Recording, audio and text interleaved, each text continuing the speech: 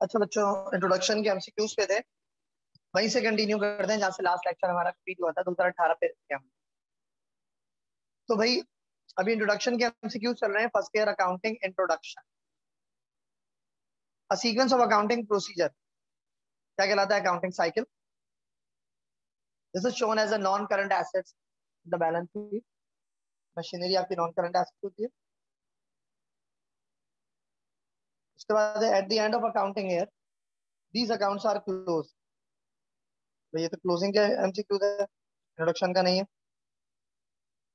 Remove करूँ। Next है net income plus operating expense is equal. Net income plus operating expense is equal to क्या आएगा? Gross profit. Gross profit में से operating expense minus करते हैं, नेट इनकम आता है। Bank statement does not show. भाई ये तो बैंक रिकंसिलिएशन का सवाल है, हटा दिया sir. Owner's personal expense withdrawn from business are closed by। Owner personal expense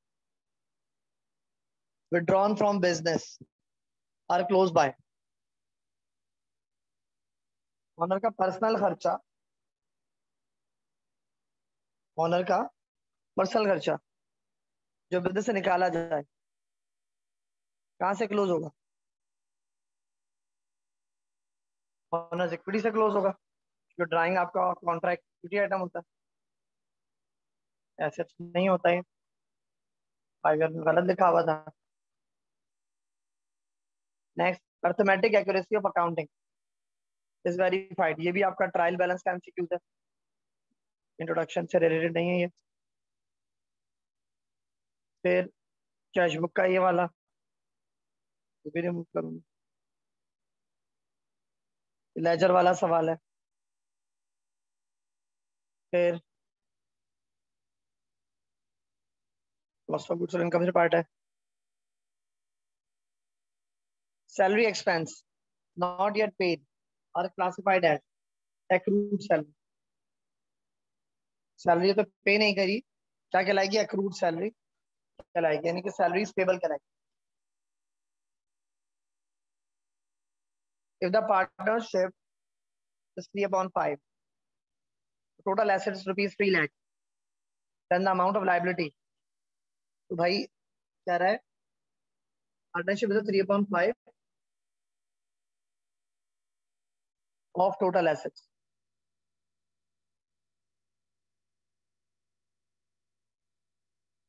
यानी ऑनर्स इक्विटी 3/5, 3 लाख का 3/5 कितना आ जाएगा? 3 लाख को डिवाइडेड 5 करो, कितना आता है? 60,000। 60, 120, 180। 180 की ऑनर्स इक्विटी देगी, लाइबिलिटी 20,000 क्या देगी? Next, creditors are also term as account payable. ठीक है, क्रेडिटर्स क्या कहते हैं? Account payable.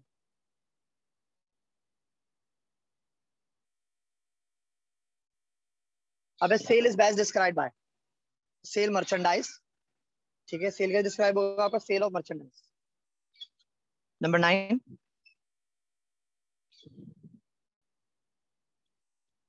This is not a contra account. Purchase return आपका कॉन्ट्रा एक्सपेंस होता है, ड्राइंग आपका कॉन्ट्रा इक्विटी होता है, सेल रिटर्न आपका कॉन्ट्रा रेवेन्यू होता है, फर्नीचर आपका एसेट्स होता है, fix assets. Number 10, the nature of allowance for depreciation is contra assets. Allowance for depreciation आपका कौन सा होता है? Contra assets. नेक्स्ट है, advance receive from customer is classified as. Receive in advance आपकी लायबिलिटी होती है। ठीक है, अब आते हैं 2019 पे। This one of the following is not merchandise of stationery. Shop, notebook stationery है, स्टेपलर, बाईसाइकिल आपकी स्टेशनरी नहीं, सी शॉप की मर्चेंडाइज नहीं कहलाएगी। फाउंटेन पेन, सारे आपके मर्चेंडाइज होंगे स्टेशनरी शॉप की, लेकिन बाईसाइकिल नहीं। The capital account will not be affected by purchase of addition investment, capital बढ़ेगा, ड्राइंग से कैपिटल कम होगा, नेट लॉस से भी कैपिटल कम होगा, बट किससे कम नहीं होगा? परचेज ऑफ फर्नीचर से कम नहीं। Number 3, this does not appear in the banks, ये आपका बैंक स्टेटमेंट का एमसीक्यूज है, बैंक रिकंसिलिएशन का, प्रोडक्शन का नहीं है। अ sequence of accounting cycle procedure is, a sequence of accounting procedure is accounting cycle. Accounting का जो प्रोसीजर की जो सीक्वेंस होती है, पहले जर्नल बनता है, फिर लेजर बनता है, ट्रायल बैलेंस, तो आप किसमें पढ़ते हैं? अकाउंटिंग साइकिल में पढ़ते हैं। The process of recording transactions in chronological order is, ये जनरल चैनल का एमसीक्यूज है। फिर है cheque is issued, bank reconciliation का है।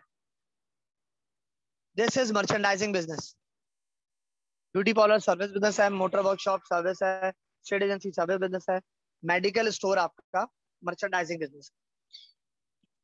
ठीक है, next number 5, this one of the following is an income. तो भाई अर्न कमीशन लाइबिलिटी है, कमीशन रिसीवेबल एसेट्स है, कमीशन पेबल लाइबिलिटी है, कमीशन अर्न आपका रेवेन्यू होता है, इनकम होता है। Number 6, all the accounts have debited balance except, sale return का डेबिट बैलेंस होता है, ड्राइंग का डेबिट होता है, परचेज का डेबिट होता है, और परचेज के रिटर्न और परचेज के डिस्काउंट का क्रेडिट बैलेंस होता है। तो परचेज रिटर्न का डेबिट बैलेंस नहीं होता। फिर है फिर है purchase journal is used, purchase journal का एमसीक्यूज है। Cash supplies and prepaid rent are the example of, cash supply prepaid rent तीनों क्या करंट एसेट्स होते हैं। कैश सप्लाईज प्रीपेड रेंट तीनों क्या होते हैं? Current assets.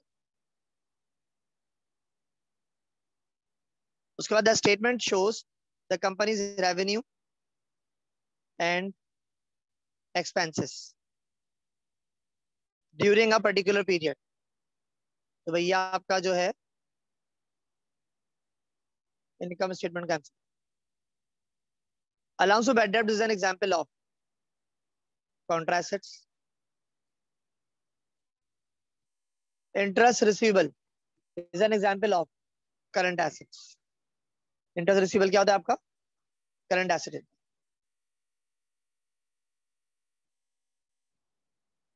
Bank overdraft liability होती है आपकी, is a liability. If profit is 0 and expense are 10,000, the revenue will be, क्या होगा रेवेन्यू? प्रॉफिट 0 हो गया तो मतलब एक्सपेंस, रेवेन्यू में से एक्सपेंस माइनस करा तो आंसर 0 आ रहा है। जितना रेवेन्यू उतना ही एक्सपेंस, तो 10,000 रेवेन्यू 10,000 एक्सपेंस हुआ। If assets are ₹10,000 owner's equity 2,500, then the liabilities are 7,500। अगर 10,000 के एसेट्स हैं जिसमें से 2,500 की आपकी ऑनर्स इक्विटी, बाकी 7,500 की क्या आ जाएगी? आपकी लाइबिलिटी आ जाएगी। ठीक है, उसके बाद फिर फाइनेंशियल स्टेटमेंट का एमसीक्यूज है। Drawing is shown in the balance sheet under the head of honours equity. Drawing किसमें रिकॉर्ड होती है? ऑनर्स इक्विटी में, बैलेंस शीट में। The nature of sale discount is, क्या कहलाता है nature of sale discount? Contra revenue. Sale discount होता है हमारा कॉन्ट्रा रेवेन्यू। यहां हमारे इंट्रोडक्शन के एमसीक्यूज खत्म हो गए बच्चों। ठीक है, तेरे कंप्लीट हो गए।